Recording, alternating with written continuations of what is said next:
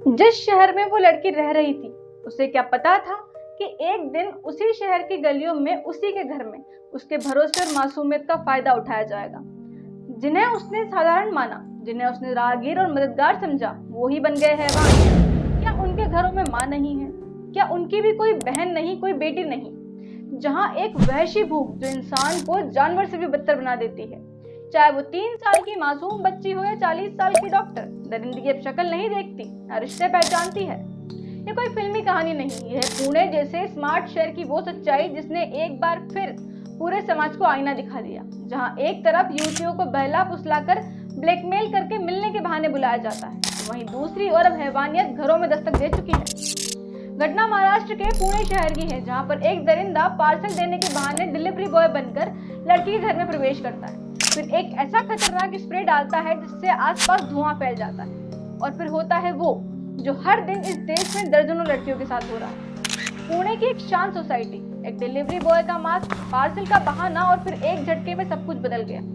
Spray की धुंध, बेहोश होती लड़की, और एक दरिंदा जिसने न सिर्फ जुल्म किया बल्कि पीड़िता के फोन में खींची सेट, छोड़ गया खौफनाक मैसेज, मैं फिर आऊंगा। क्राइम इन्वेस्टिगेशन जारी है, पर सवाल मंडरा रहे हैं, क्या ये मामला पहली बार था या कोई सिस्टमेटिक गेम? डिलीवरी यूनिफॉर्म के पीछे छिपा शैतान क्या वाकई फिर से लौटेगा? पुणे की यह कहानी भी खत्म नहीं हुई, क्योंकि खौफ का अगला चैप्टर शायद आपके ही घर के बाहर लिखा जा रहा है। कितनी योजनाएं बनी, कानून लाए गए, लेकिन क्या ये दरिंदगी रुकी?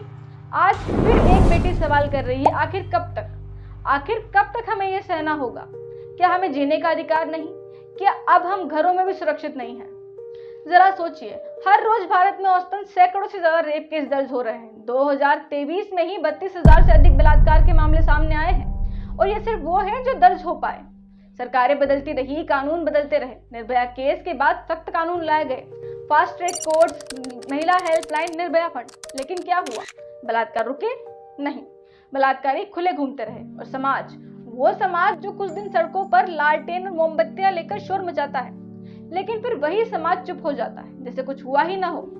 इंसाफ की मांग हवा में खो जाती है, और दरिंदे फिर उसी भीड़ से निकलकर दरिंदगी की सारी हदें पार कर जाते हैं। और जब सच सामने आता है तो वही समाज आंखें मूंद लेता है और दांतों तले उंगली दबाकर कहता है, ये कैसे हो गया? चाहे हैवान किसी भी वर्ग से हो या सत्ता की छांव में पल रहा हो, पाप तो पाप है। वो आज भी बेटियों को ही दोष देता है, लड़की के चरित्र और संस्कारों पर। जब समाज पाप की गहराइयों में डूबता जा रहा था, जब बुराई की रात और भी स्याह होती जा रही थी, उसी अंधकार में एक नई रोशनी निकली, एक दिव्य प्रकाश जिसने सिर्फ राह नहीं दिखाई बल्कि अंधकार को ही जड़ से मिटा दिया। वो रोशनी थे संत रामपाल जी महाराज, जिन्होंने टूटती नैतिकता को संबल दिया और बताया कि सच्ची भक्ति ही है इस पतनशील समाज का इकलौता समाधान। जिन्होंने समाज की जड़ में जाकर इसका समाधान बताया। उन्होंने बताया, जहाँ सद्भक्ति नहीं, वहाँ नैतिकता नहीं। जब तक समाज परमात्मा से नहीं जुड़ेगा, तब तक पाप के ये बीज खत्म नहीं होंगे।